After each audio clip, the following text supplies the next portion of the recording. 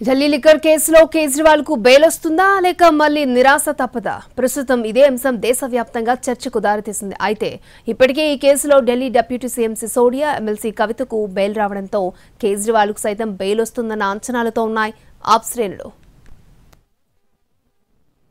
Delhi liquor CBI కేసులో Kejriwal bail petition పై నేడు supreme court తీర్పు వెలువరించనుంది. కేజ్రీవాల్ బెయిల్ పిటిషన్ పై జస్టిస్ సూర్యకాంత్, జస్టిస్ ఉజ్వల్ భుయాన్ల ధర్మాసనం తీర్పివ్వనుంది. గత వారం కేజ్రీవాల్ పిటిషన్ పై సుదీర్ఘంగా వాదనలు సాగాయి.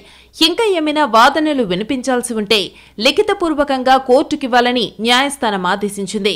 దీంతో కేజ్రీవాల్ తరఫున సీనియర్ న్యాయవాది అభిషేక్ మను సింఘ్వి, సిబిఐ తరఫున అడిషనల్ సొలిసిటర్ జనరల్ ఎస్వి రాజు వాదనలు వినిపించారు.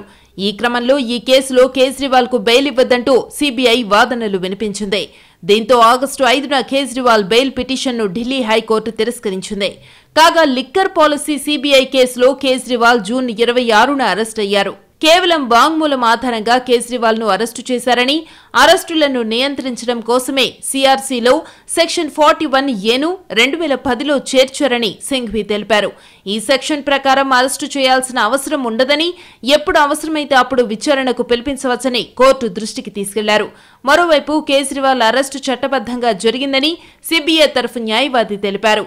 కేజ్రీవాల్ హక్కులకు భంగం కలిగించేలా వ్యవహరించలేదని అన్నారు. కేజ్రీవాల్ అరెస్టుకి సంబంధించి ట్రయల్ కోర్టు అనుమతి తీసుకున్నామని, ట్రయల్ కోర్టుకు రిమాండ్ రిపోర్టు ద్వారా అరెస్టుకి గల కారణాలు తెలిపామన్నారు. కేజ్రీవాల్ కి వ్యతిరేకంగా ఛార్జ్ షీట్ దాఖలైందని సిబిఐ తరఫు న్యాయవాది కోర్టుకు తెలిపారు. కేజ్రీవాల్ కి వ్యతిరేకంగా ఆధారాలు ఉన్నాయని, ట్రయల్ కోర్టు బెయిల్ పై విచారణ జరపకుండా సుప్రీంకోర్టు బెయిల్ ఇవ్వడం సరికాదని అన్నారు. ఢిల్లీ కేసుకు పంజాబ్ తో లింక్ కూడా ఉంది.